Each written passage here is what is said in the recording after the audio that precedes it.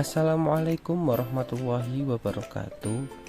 Pada kesempatan hari ini, saya Yoga Dwi Prada dari program studi pendidikan guru Madrasah Ibtidaiyah Fakultas Tarbiyah dan Keguruan Institut Islam Nahdlatul Ulama Temanggung.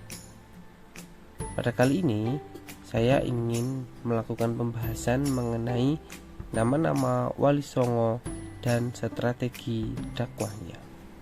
Yang pertama yaitu Sunan Gresik. Beliau memiliki nama asli Maulana Malik Ibrahim. Adapun strategi dakwah beliau yaitu dengan cara berdagang dan pendidikan. Mulanya Sunan Gresik mulai berdagang di daerah pelabuhan, kemudian berbaur dengan masyarakat sekitar. Sembari mengajarkan agama Islam, Sunan Gresik ini juga mengajarkan bagaimana caranya bercocok tanam. Kemudian dakwah beliau juga yang disampaikan dengan damai. Nah, suatu ketika beliau menetap di desa Sawo, Gresik.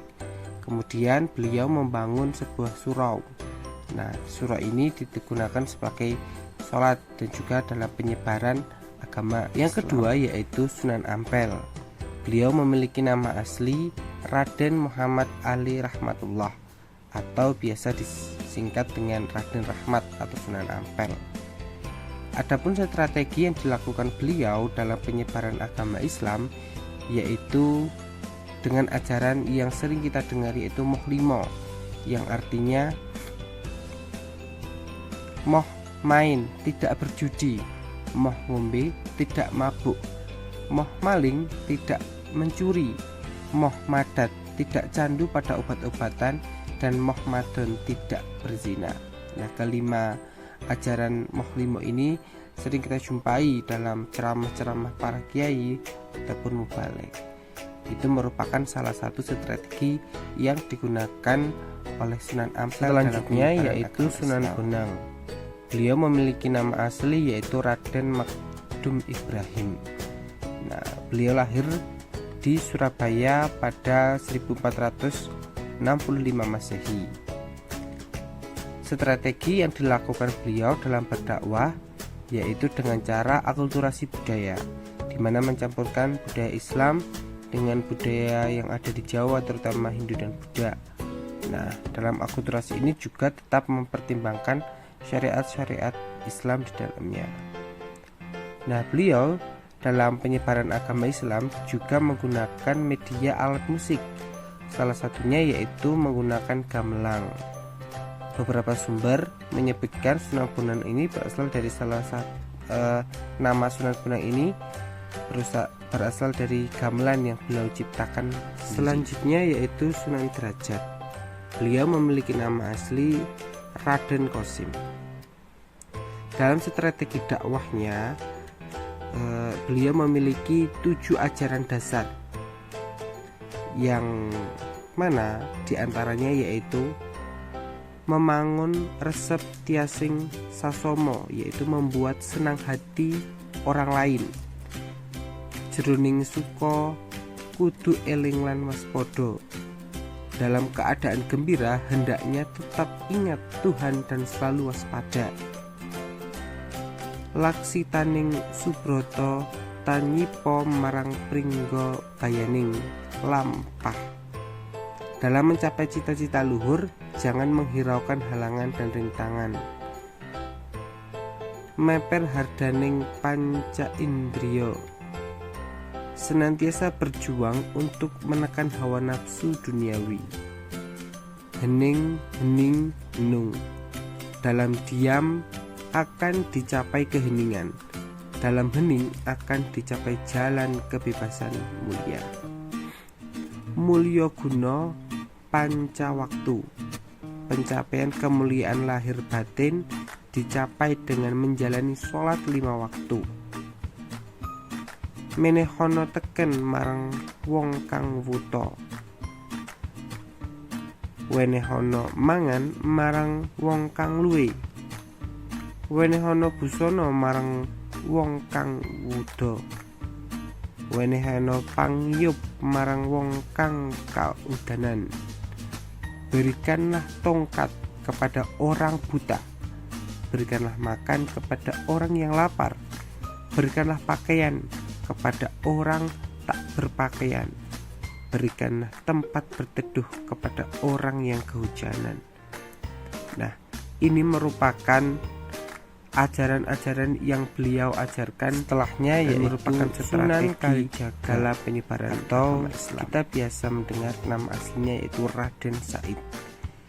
Beliau lahir sekitar 1450 Masehi, putra dari Tumenggung Wilatik Tam, Bupati Tuban. Nah, dalam penyampaian ajaran Islam atau strateginya, beliau itu berdakwah dengan cara pendekatan seni dan budaya. Beliau berdakwah dengan cara mendalang. Beliau membuat pertunjukan-pertunjukan yang tidak mematok harga bagi siapa saja yang melihat. Strategi dakwah ini ternyata berhasil menarik hati masyarakat yang melihat tontonan atau pementasan yang beliau pentaskan. Setelahnya yaitu Sunan Muria atau memiliki nama asli Raden Umar Said. Beliau memiliki strategi dalam penyampaian agama Islam yang sampai sekarang pun masih berlaku, yaitu bancaan. Kemudian gunanya tradisi ini diubah menjadi kenduri, fungsinya untuk mengirim doa kepada leluhur melalui doa-doa Islam. Kemudian mengembangkan dakwah dengan cara seni. Kemudian beliau juga menciptakan tembang sinom dan tembang kinanti yang populer sampai saat ini. Setelahnya yaitu Sunan Gunung Jati.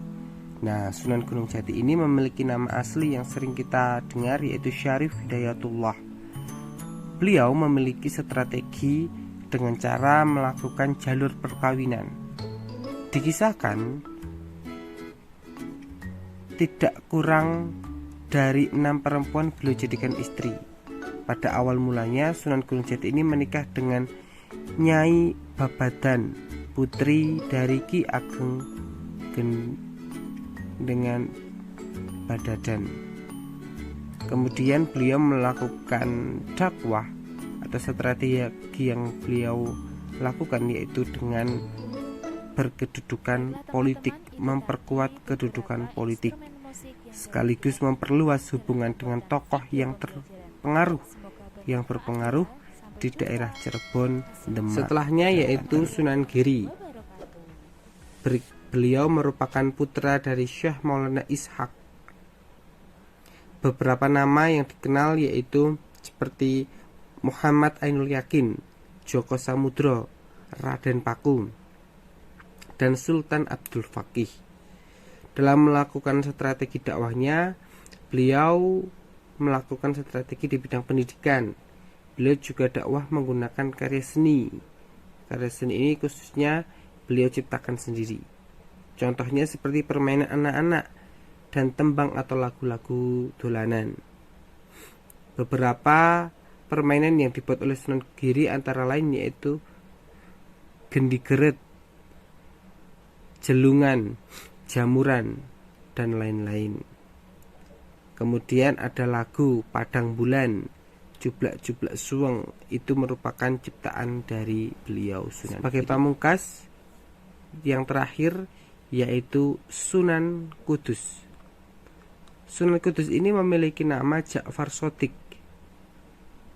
Nah, dalam strategi dakwah beliau melakukan pendekatan kepada masyarakat. Sunan Kudus ini mulai menyelami dan memahami apa saja sih kebutuhan yang diharapkan oleh masyarakat. Itulah sebabnya Sunan Kudus mengajarkan penyempurnaan alat-alat pertukangan melalui proses dakwahnya. Selain itu, Sunan Kudus juga mengajarkan membuat pandai besi dan kerajinan-kerajinan emas. Beliau juga mengajarkan cara membuat keris pusaka.